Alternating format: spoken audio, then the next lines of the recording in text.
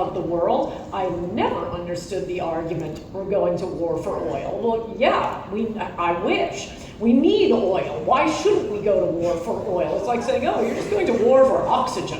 Yeah, we need it. Filibusters, because what I had asked you is, you said you want to drop nukes. So would you have dropped a nuke? I get your reasons why. You thoroughly explained how much you hate Saddam Hussein.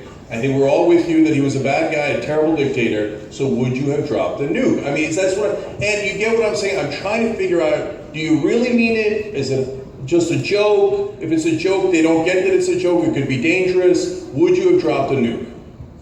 Nuke, daisy cutter, drone, it doesn't matter. And by the way, this complaint about filibustering, the way question and answer is supposed to work is the question and then the answer. And I've given the same answer now 16 times. In Paraguay, the resources that were devoted to this case, 20 years later, they finally get it. It's a whole nest of Mexican illegal aliens. The victim, the mother, everybody in the family knew. And all of the mainstream media articles, Daily News, New York Times, People Magazine, ABC, CBS, all of them, none of them mention that these were illegal aliens from Mexico. Same thing with a very famous gang rape down in Texas, more recently, gang rape murder of two little girls, 14 and one just turned 15 years old, cutting through a park in Texas on their way home from a pool party one summer night, and just a heinous, sickening gang rape. The girls were stomped, beaten, murdered. The men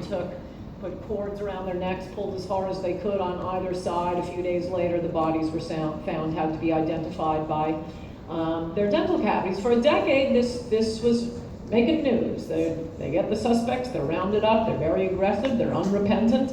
And it was not until they used the Mexicanness of the lead rapist. That's very weird. Are you going to boo the? What I'm saying is a fact.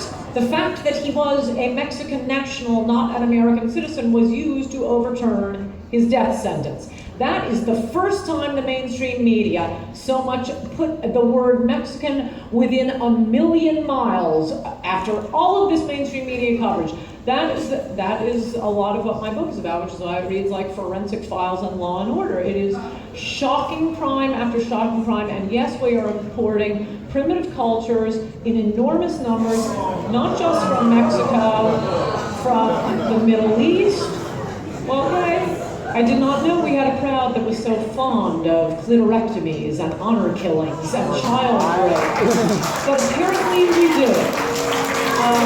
Americans aren't used to these sorts of crimes, and we're not really prepared. I'm not sure we have the manpower to deal with it. Okay, so